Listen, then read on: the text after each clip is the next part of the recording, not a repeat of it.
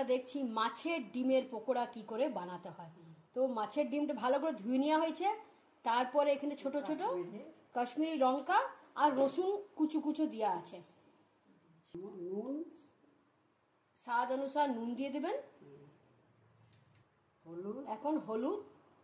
বন্ধুরা, আমরা হলুদ সব জিনিসে কেন দেওয়া হয়? হলুদ একটা অ্যান্টিবায়োটিক হচ্ছে। আর এই পেঁয়াজ কুচি, রসুন কুচি, পেঁয়াজ কুচি আর রসুন কুচি দিয়ে দিয়েছি। বেসন দিয়ে দিলাম। এখন আমরা দিচ্ছি এর উপরে বেসন।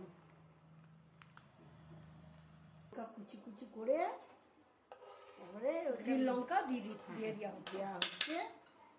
এটা মেখে 10 মিনিট রেখে দেবো। 10 মিনিট পর রেখে পকোড়া ছাড়বো। এই যে আমরা ম্যারিনেট করি या 10 মিনিট মেখে মুখে রাখি কেন? তাকি ওর যে আমরা মশলা দিয়েছি ওটা পুরোটা অবজর্ব হোক। আর বন্ধুরা, এখানে আমাদের কাছে মাছের যে ডিমটা ছিল ওটা 100 গ্রাম মতন হবে। আর ধরে নেন 4 চামচ আমরা বড় চামচে বেসনটা দিলাম। এখন মা এটা ভালো করে মেখে নিচ্ছে, মেখে 10 মিনিট রেখে দেব। যখন আমরা ফ্রাই করব আপনাদেরকে তখন দেখাবো।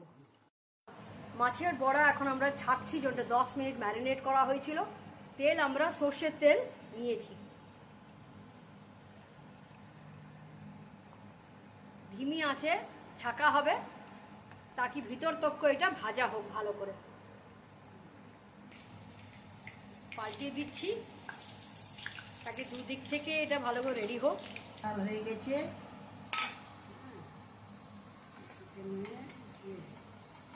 ডিমের বড়া পকোড়া,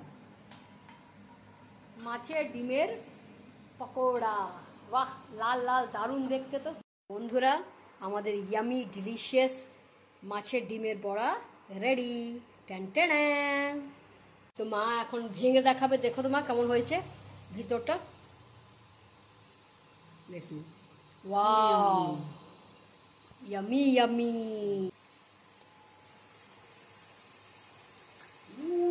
দারুণ। হ্যাঁ, দারুণ টেস্টি। তো বন্ধুরা, আপনারা বানিয়ে আমাদেরকে কমেন্টে লিখবেন কি